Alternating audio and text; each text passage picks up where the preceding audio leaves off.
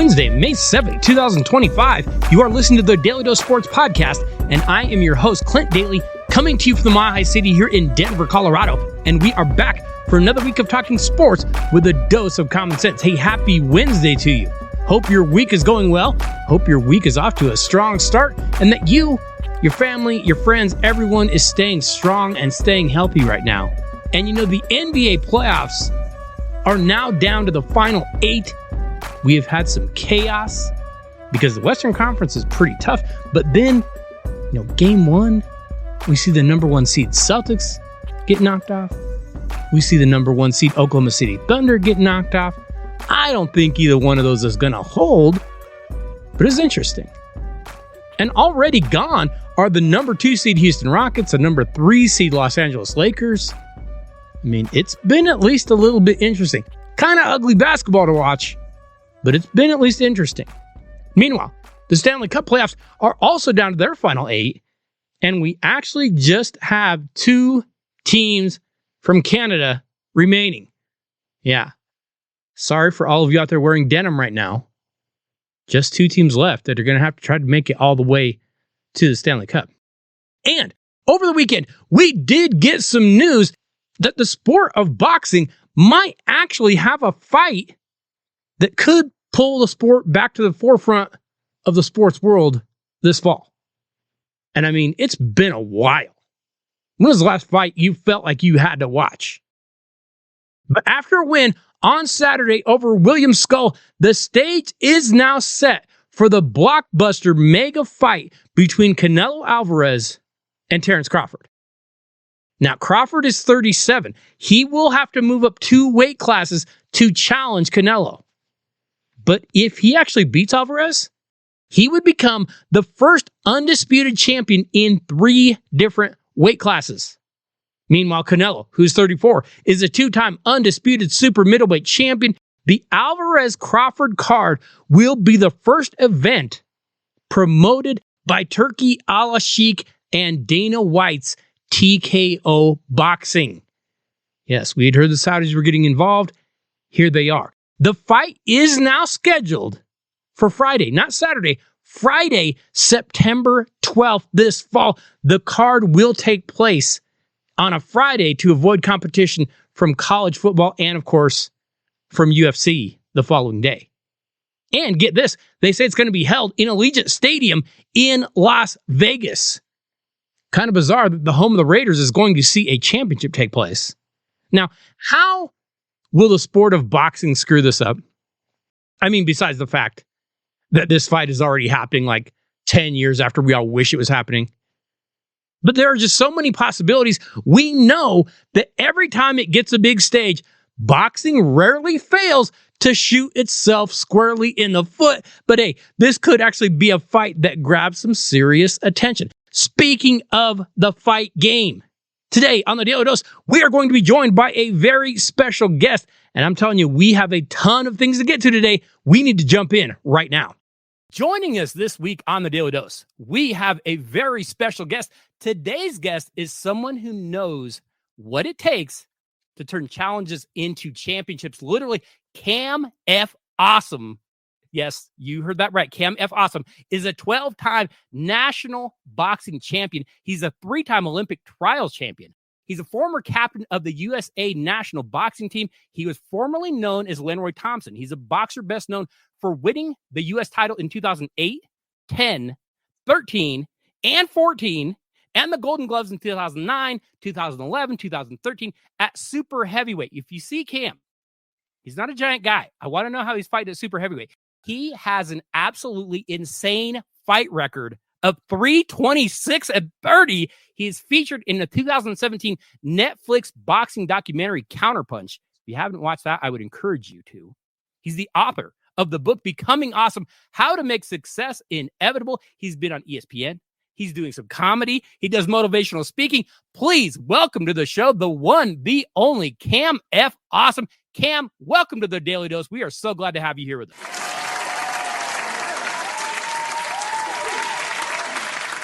Michael Buffer has nothing on you, man. What an introduction. I'm digging it already. Cam, you deserve that introduction. we were talking a little bit before we started recording. I was telling you, I watched that documentary, and Cam, I was rooting for you. I'm cheering for you. Holy cow. I was like, I can't wait to talk to this guy. Cam, take us back a little bit to your childhood. Where did you grow up? I grew up in Long Island, New York, in Uniondale. Okay. Yeah. Okay. Wow. Okay. So you're in New York, big area, obviously, a lot of people there. What sports did you grow up playing back there? Oh, none. I tried out for many of the teams. Some would say all of the teams. I got cut off every team except for eighth grade JV football team. I got injured before cuts. So technically, I Okay. never got cut from that team. Were you a boxing fan? How did you end up getting into boxing? What happened? You're not playing other sports. You're not, doing that kind of thing. How did your trail go down to the boxing path?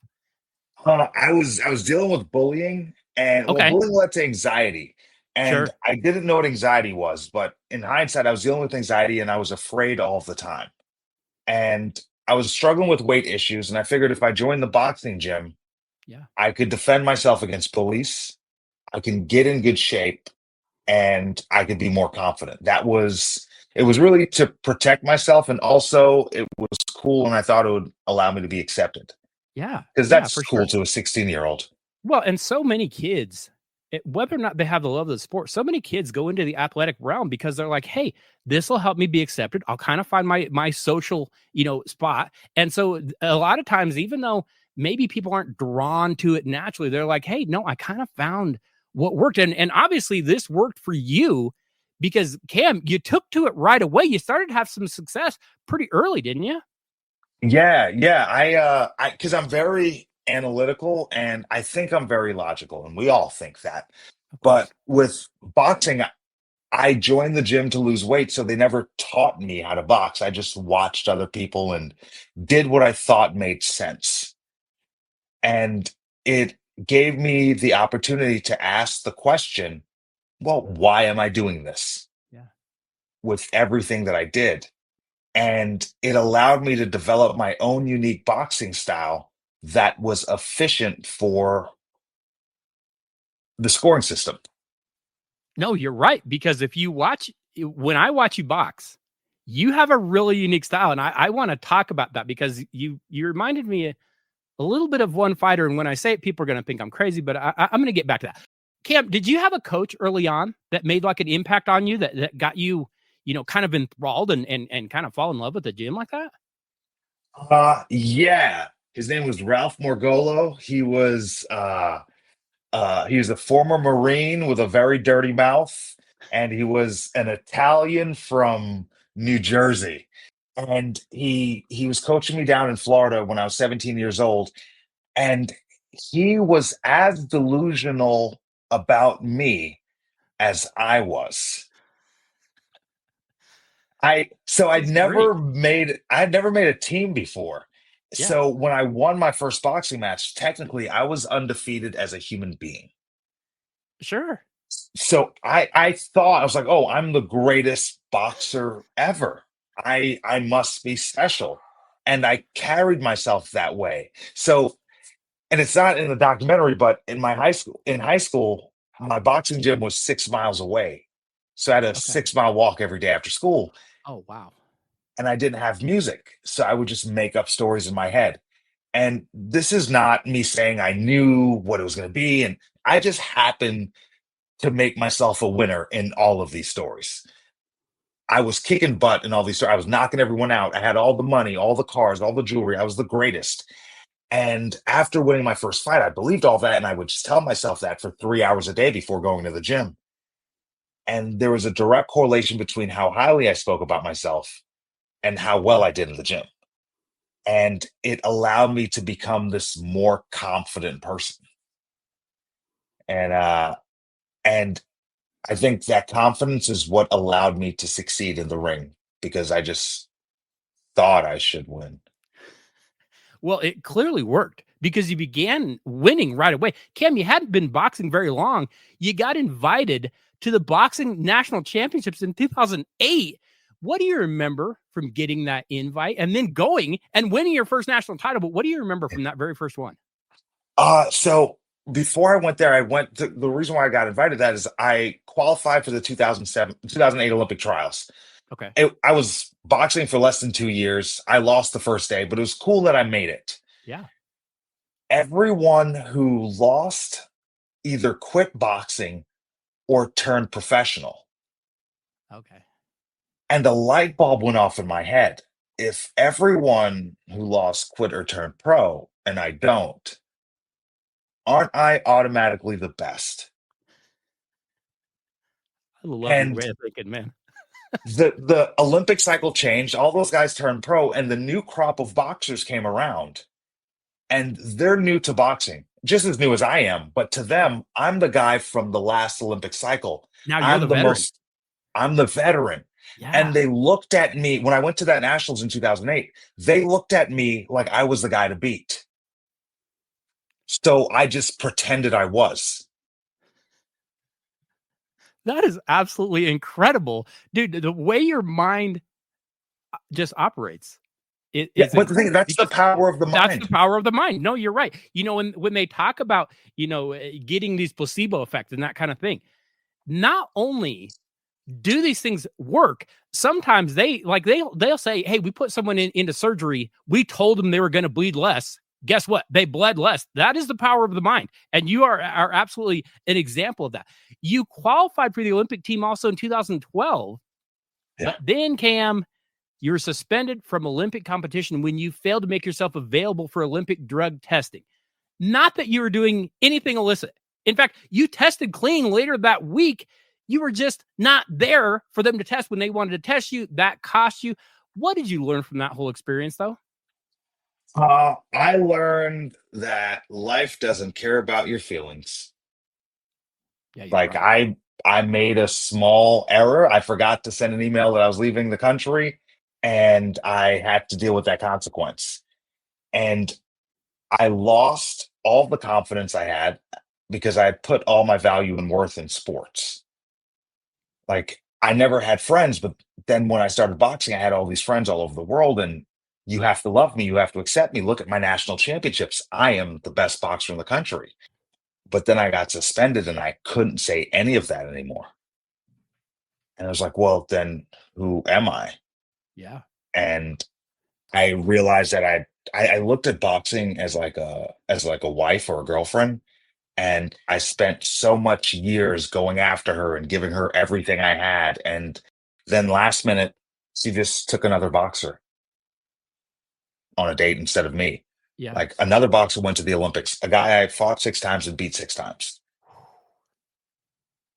And it ruined me. And I took a look at my life and I had to be honest with myself. And I had no skills, I had no certifications, I had no degrees. I had to box again. There's no other option. I mean, I could have turned pro Yeah. because I was the reigning number one heavyweight in the country for 4 years. I could have done pretty good in the pros and made some Sure. immediate money. Yeah. But I didn't see longevity in sports, Sure. especially boxing. Someone's willing to fight twice as hard for half the money just for the opportunity. And I figured if I turn pro in boxing, I might make a bunch of money right off the bat, but what am I going to do later on in life? Yeah. So I decided to go back to the amateurs, do the Olympic run again, but this time rebrand myself and be more than just an athlete. Because when I identified as an athlete, sports was taken from me. I lost my identity. Yep. Now I'm going to identify as an entertainer and I'm going to wear the capes. I'm going to dance in the ring. I'm going to Yeah. flip in the ring and build a career for myself outside of sports. It wasn't shown in the Netflix documentary, Counterpunch, but when I would travel for fights, like if I went to go fight in Denver, I would reach out to schools in Denver and I would speak all week leading up to the fight. And my coaches, it drove them crazy. They're like, why are you focusing your energy other places? You have a fight coming up. This is championship. This is nationals. And in my mind, I'm like, oh no, I am past boxing. Right. I'm using boxing just as an avenue to get what I want in life because athlete privilege exists. Like Yeah. I get opportunities I wouldn't have gotten otherwise. I speak on stages I shouldn't be speaking on. I meet people. I date outside of my looks because I'm really good at a sport. But the problem that relevancy dissipates faster than the Yeah. sweat on your jersey from your last practice. Like after your sport, you're no one unless you use your time as an athlete to build like a runway for yourself. Well, and was this at that time? Because I know it was in 2013. You changed your name. Was this all a part of that whole thing? Was that the significance of changing your name? Oh, well, yeah, that and also in the comments a lot because I was cocky Yeah. before I got suspended. One of the major comments was, "I bet he's humble now," Okay. and it didn't sit right with me. It shouldn't. I looked up the definition of humble. It's having a low estimate of your own importance, and I realized the greatest things I've accomplished is when I spoke it into existence and I thought I deserved it. Right. And changing my last name to Awesome was a for one, I had to rebrand myself for boxing and try to be bigger than the sport. And when the news shows up to interview the boxers, they know nothing about boxing, but they see someone with the last name Awesome, they're going to interview him. Oh yeah. 100%. I got all of the interviews. I got the documentaries. It worked. Also, I threw away the concept of being humble. I needed to believe in myself wholeheartedly, unapologetically. And I understood that was going to rub some people the wrong way. So I changed my middle name to just the letter F. So if you don't like that, I know I don't like you. Sure. Saves me a lot of time. You also decided to make a lifestyle change. You slimmed down. You fought at the heavyweight class instead of the super heavyweight class. You went vegan. Cam, how did you manage going vegan and boxing? How are you doing this? I lost a bet. I'm a man of my word. You did not. Is that really I true?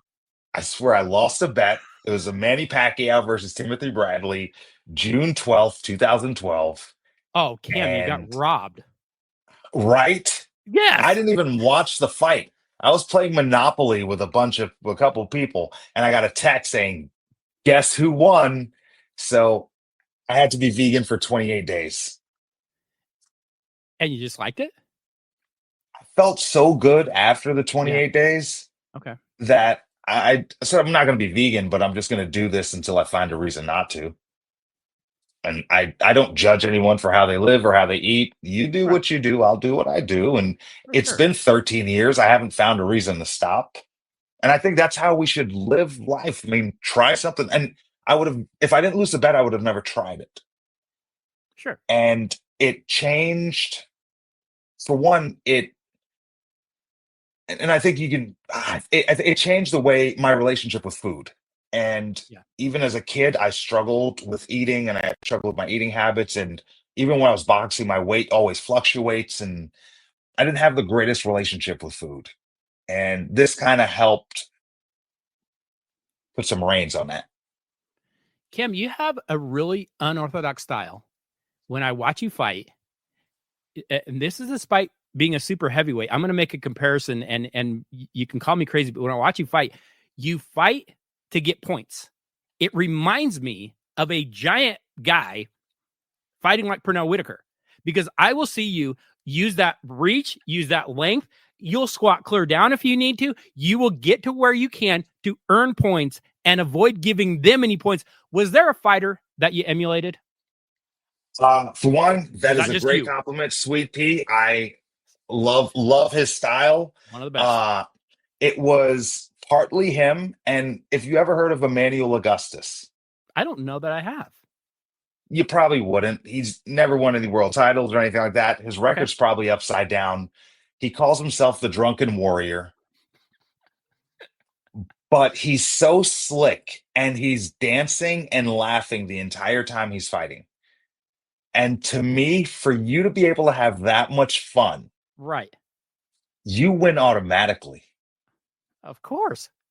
If you get a Hey, chance, look him up. I Emmanuel will. LeBurton, he changed his name as well. So Okay. Well, and that's interesting because a lot of people talk about sports They'll compare it to war. I remember when I was coaching basketball, you'd have some coach come into a clinic or whatever. And he'd be like, "Oh, read The Art of War," and I'm like, "Man, basketball's not war." I will say this: boxing isn't war, but it's getting real close to war. It is hand-to-hand combat. You're getting real. If you can go in and have fun in the ring, and you look like you have fun in the ring, you're ahead of most everyone else because you're getting as close to battle as you actually can be. That's actually very impressive. I also want to ask you this. You didn't sit between rounds.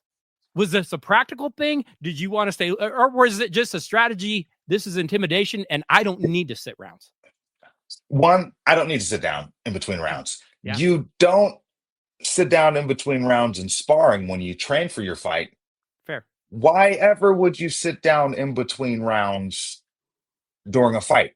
The second reason why I don't sit down in between rounds is I need to look down at you because at some point you're going to have to get up.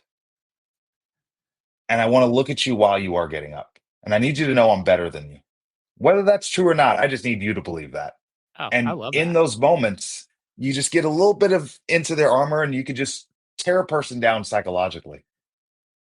It's so funny to me when I was watching you fight, and you genuinely you just spoke about it. But I'm watching you and I'm going, he is having fun in the ring. The other guy might not be having fun. He's having fun and outpointing him and for the most part winning the fight. But it didn't matter. You look like you were in the ring. I'm having a good time. I'm here to beat you. I'm better than you. You always know that guy when you walk in the gym. And as basketball coach, I know the guy that walks in the gym. Oh, I can tell right here who really believes they are the best in the gym. You had that belief when you walked into the gym. Hey, I'm the baddest man here. Yeah. And it rubs some people the wrong way. Of course. But I think that's how we should enter not just the ring, but every phase of our lives. Yeah. It's you are the best version you will ever be at this given moment. You're literally the greatest you've ever been. Why would you walk into a situation like you're not? And with this placebo effect working the way it is, I mean, your brain looks first to create stories and it looks to confirm stories you already created with yourself. Your reticular activating system, it's basically a filter in your brain that filters out information to show you what you're looking for. What you seek is what you find. If you say, my name is Clint and I'm not capable, your brain would sort through the billions of bits of information, ignore all the reasons why you are capable, and confirm the few reasons why you aren't. I started to carry myself in a very specific way, and it was to help me believe in myself. I realized we put so much pressure on ourselves when we allow the situation to be bigger than us. I'm fighting in the national championships. Oh, I have to wear different shoes, or I have to wear a different outfit, or maybe I'll do something different before the fight. Or maybe I'll sit down in between rounds since it's different than sparring because this is so different. I look at the finals of a national championship the same way I look at a workout on a Tuesday. If I go out to a comedy club the night before sparring, I go out to the comedy club a night before a fight. I treated nothing different, and it would rub some coaches the wrong way, but it was how I worked mentally. And John Brown, my coach, he was the best coach ever because kind of just let me do what I want. Seems like he understood you. Yeah. Yeah.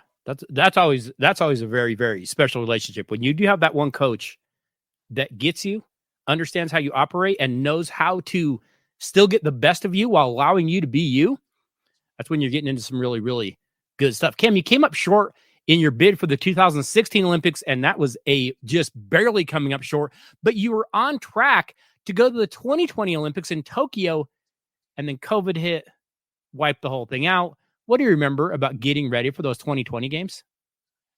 So I decided because I was living in my van at the time.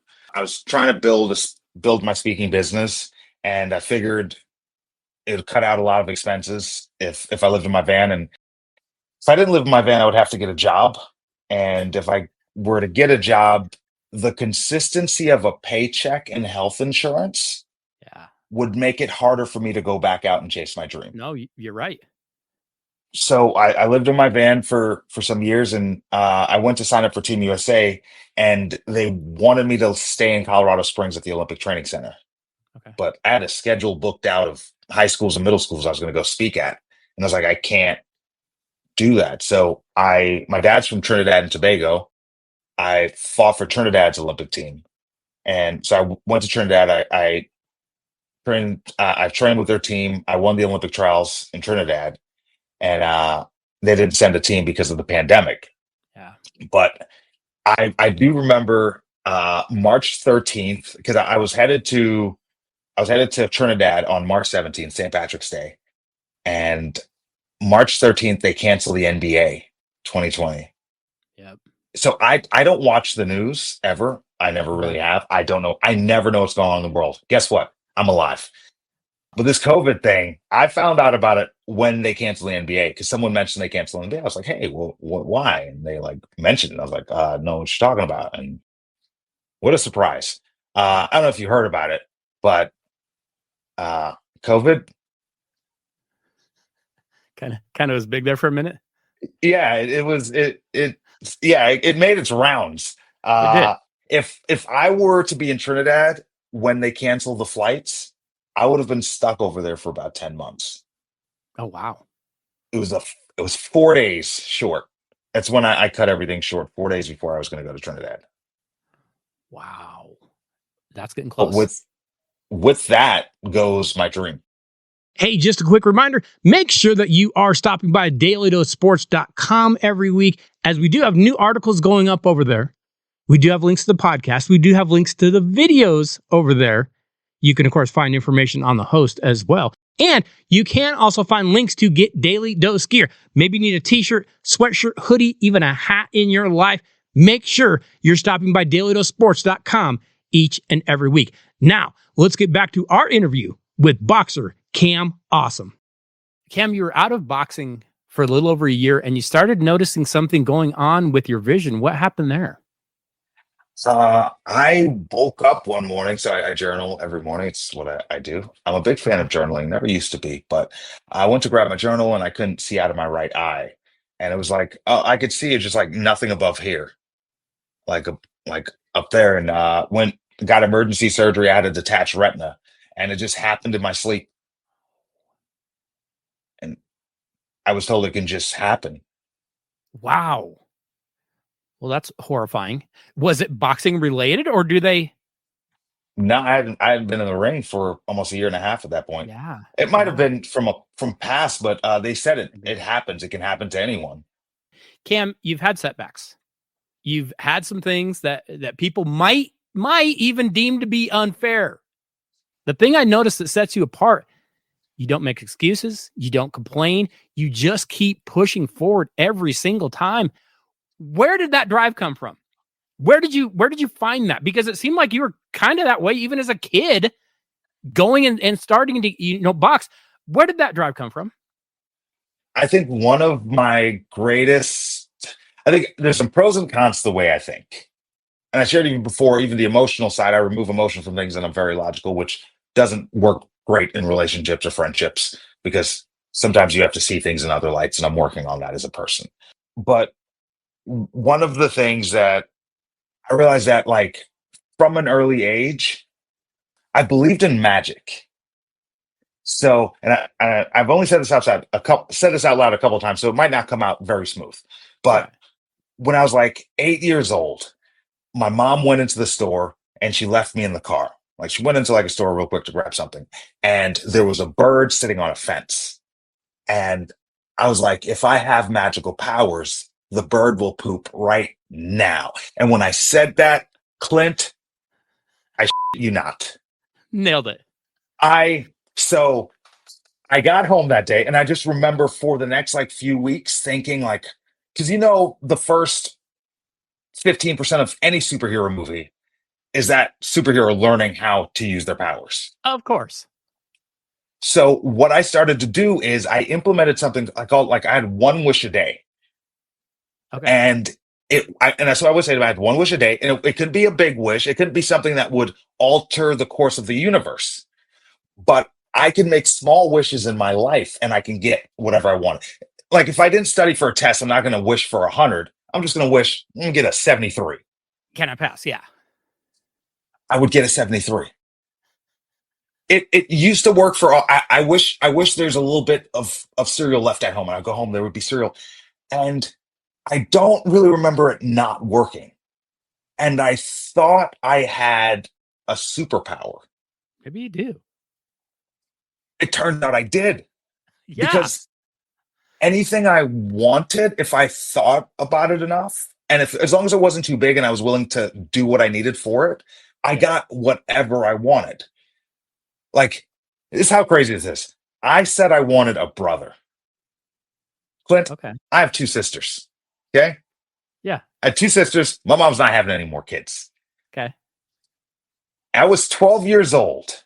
This is about 2 years after I was wishing to have a brother. But 2 years later, 12 years old, my dad went to pick us up on the weekends like he usually does.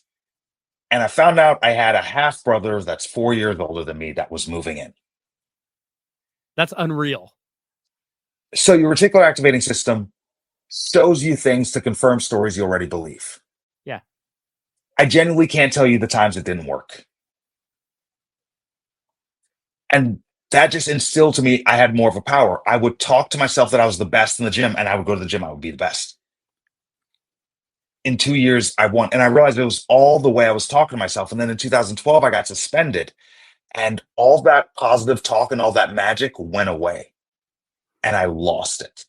And I couldn't get myself back in shape. I couldn't get myself working out. I was drinking a lot. And it was changing my last name to Awesome and talking to myself again, saying things I want. I'm going to be the best speaker ever. And I do think, at least like youth speak, I think I'm the greatest youth speaker in the world that speaks English, because I haven't seen anyone else who hasn't spoken English. I don't understand them. And I have that thought about myself. And if I ever do find someone who's better than me, I ask to meet for coffee or a Zoom. Absolutely. How are you so much better than me? What did you do? How can I do it? And then I will do all those things. But it's like that's a part of the magic of you can literally have anything you want. You just have to like wish for it. Also, I need to be more specific with my wishes. I totally get that. And I think when you look at someone, not just even going through life or trying to have a success, overcoming adversity, that intrinsic method in you saying, hey, I'm better than these things. I'm going to beat these things. No, there's literally something to that. Yeah. How do you talk to yourself? Like, no one thinks about you more than you think about yourself. I Sure. mean, you love your kids. Yeah. You think about you more than you think about your kids. Of course you And do. even when you think about your kids, whose kids are they? You don't think Yep. about my kids, Clint. You've never thought about my kids. Right. I don't have any. Okay. But That's the why idea is I like, think about them less. yeah, you should. You should. We don't want to think anything into existence. Clint. Otherwise, Let's not. let's not go down that path. But the idea is no one thinks about you more than you think about yourself. That's How fair. much time do you spend creating the story you tell yourself? Yeah. Because whatever story you tell yourself is true.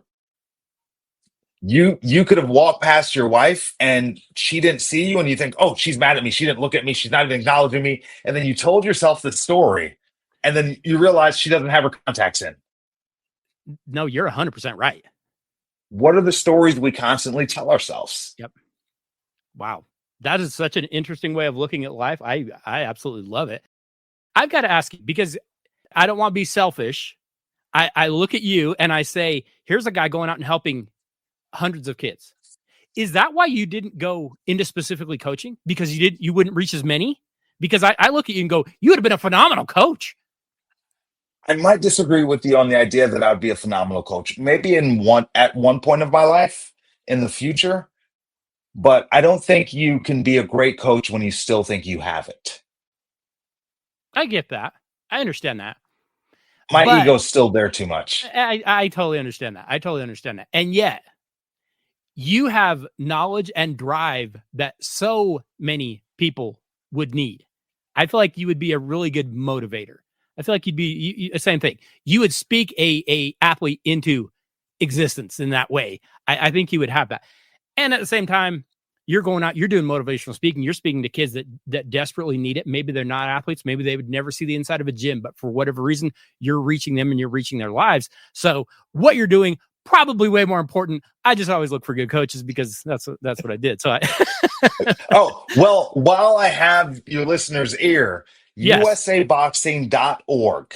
You can go there, you can find a gym. We're always looking for coaches, we're looking for judges, we're looking for referees. There are gyms and fights all around the entire country. They're in your neighborhood, I'm sure. And Clinton, you are in the heart of the Olympics right there in Colorado Springs, right down the block yeah, from you. sure, And there's tons of gyms in Denver. So if you want to get involved in boxing, or maybe you used to be involved in boxing, or maybe your kids graduated and you have some free time on your hands, you're looking to get into coaching, boxing gyms are the greatest place to be a coach. No experience is the best experience because you can learn boxing alongside. And you start off, maybe you give kids water and you learn to bring their elbows in when they're throwing punches. sure. But it's the mentorship that these students and these children need. I don't care about the sport. I don't care if the kid ever becomes great at fighting. Doesn't matter. If you do difficult things, Yes. everything else seems easier. Yeah. And athletics I know it's cliche. They're teaching life lessons. They're teaching you how do I deal with things? How do I deal with people I don't like? How do I deal with situations? How do I deal with losing?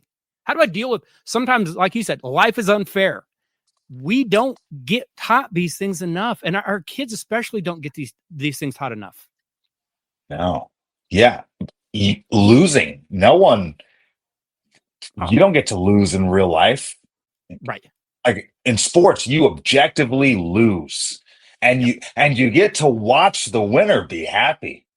Yeah. Sometimes you have to listen to their national anthem. I can see that, and that would be absolutely painful. But it's funny because I always look at somebody you watch youth sports, you go and hey, we want to go out and win, and I'm going, the other team wants to win too. Everybody wants to win. Nobody likes to go home a loser.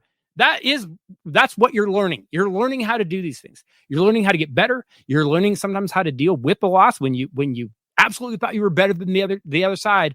Doesn't always work that way. We're teaching life lessons. It is so good. I'm glad you brought up, the going out and getting involved, because how many people do you know of that you sit there and you go, oh, you know what? I don't have a lot of motivation. I don't go out and get involved. Go out and find a kid to mentor. Go out and do something. Same thing. You'll find yourself talking poorly about yourself a lot less, right? Exactly. And you'll be giving some good to the world. Another thing you can do, big brother, big sister. Yeah. You can get matched with a little, and they have event. You don't know what to do. They'll give you tickets to the local baseball game. They'll take your little, and you'll have all these opportunities. And another thing is you meet other people who have littles, who are usually professionals, and they have free time on their hands. And it's, fellas, there are way more young boys waiting for bigs than big brothers and big sisters. Yep. I mean, it's just, you can meet so many people. You want to date? Like, go out, do things, be active, and be around the people who are doing the things that you want to do. I mean, I see so many people find the frustration of they don't know what to do with their lives, or they don't know what to do with their time. And man, it's so easy to just grab your phone and chill on the couch. Oh yeah. I check my inbox for my laptop, but I don't have social media on my phone for that reason. Some people can do it. I'm just addicted. So we don't get it. I can't do it. I have to, same thing. I had to cut it off. I'm like, no. And how many times a day, you get on social media, whatever, and those things are feeding you things just to make you angry. I'm like sitting there in the middle of the night and I'm like reading, Facebook, and I'm, why am I angry? I don't have anything to be mad about. What am I? Yeah. And manipulating also, me. Why do I need to know what people in my hometown are eating? No. And I certainly don't need to know what people around the world are doing. I don't need, we were not meant to have all this information. It's overwhelming. It's overwhelming. That's where a lot of the anxiety is coming from. You are not supposed to know when your favorite celebrity died until 12 years later. That's right. Like, hey, why didn't that person make a movie lately? Because they've been dead for 7 years. See? Oh, I didn't see the newspaper that day. Are you a fight fan still? Do you still watch boxing? Are you still involved? Oh, bro, I never even watched it when I was fighting. You didn't. No, it was never my thing. I and Like and my I friends, get if that. my Yeah. friends are fighting, I go. Like I went to Tony Mack. I'm actually at his house right now. Tony Okay. Mack, was a boxer in Team USA with me back in the day. I come up to Dallas and I hang out with him, and he had some boxing matches. TCL, it's Team Combat League. It's a boxing. It's a Okay. cool concept. It's like 12, like it's like 10 different weight classes, and each boxer fights, but it's only one round. Oh wow. So it's a very in That every is round is like super intense. yeah. Yeah. Wow. Yeah. I So had not I heard can't of that. yeah, and it's a new league. They're on the third season, and Tony Mack, my friend, he's a coach for the Dallas Enforcers. So I came up to watch and support, but unless it's someone I know personally, I don't know who the champions. I know the big names because you Yeah. got to know, but I'm a fair weather fan, if you can even call me that. No, I totally get that. And boxing has some things they got to fix. They got some issues sometimes, and I think sometimes it wears on the fans. You know, we grew up in, and I'll say we because I'm far older than you, but I grew up in the golden era of boxing, and it just isn't the same. There were so many good fighters. You knew them. You got to see them. You got to follow them. You followed their career from the time they were young.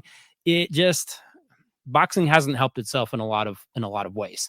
I would prefer to watch the amateur stuff that the Golden Gloves, the Olympic trials. That to me now is way better than watching the professional fights. Yeah, and from even from like uh, the fighter sense of it, I don't think I don't think people understand how hard it is to make money in boxing Yeah, and I how can't much imagine. money a lot of money is. You chose to stay amateur and not go pro.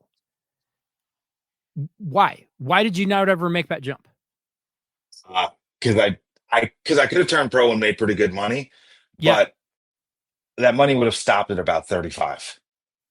no, And that's fair. at 23, I had the foresight to know I'm going to take a different path. I'm going to bet on myself.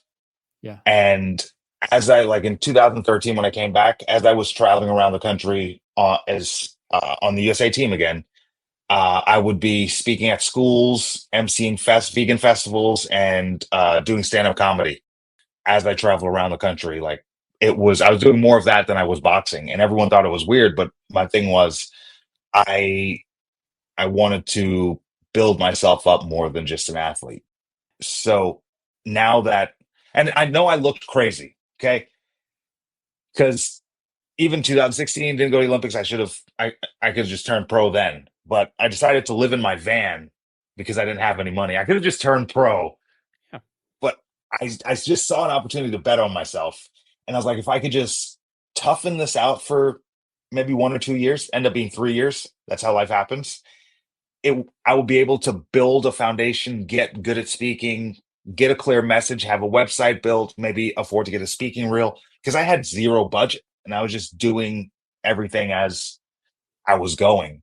And and now I look less crazy about my decision than I did uh 10 years ago. You've done pretty well for yourself. I did I. Yeah, you did. Cam, how can listeners keep up with what you have going on? Where's the best place to find you? Where can they find your book? Where can they follow you? What's the best place to catch up with Cam? You can find me at camfawesome.com or at camfawesome on all social media platforms because I'm not famous enough for anyone to try to take my name. I don't know. If people go watch this documentary, they might want to take your name because I'm telling you, I went and watched this documentary and I came away going, I got to meet this guy. I got to talk to this guy. He was absolutely fascinating. If you haven't seen it, go watch Counterpunch on Netflix. You will be impressed the same way I was because Cam, I don't know. I know it's going to sound corny, but Cam, you're pretty awesome. I really enjoyed getting to spend some time with you today. I cannot thank you enough for joining us on the Daily Dose. I would love to have you back sometime. I love getting your thoughts. I love hearing a unique way of going through life and a unique way of going about, again, sometimes dealing with good and dealing with bad. I just kind of like the way you operate. Thank you, man. I appreciate that. And thank you for the kind words about the documentary and even our conversation before this. I appreciate you. Well, I appreciate you coming on. Like I said, would love to have you back anytime. Really, really enjoyed our conversation. You say when, I'm here. Hey, next week on The Dose, I am working on another interview that I'm telling you I'm very excited about, but it will give you some more information on another sport that is in season right now, one that maybe doesn't get talked about a lot.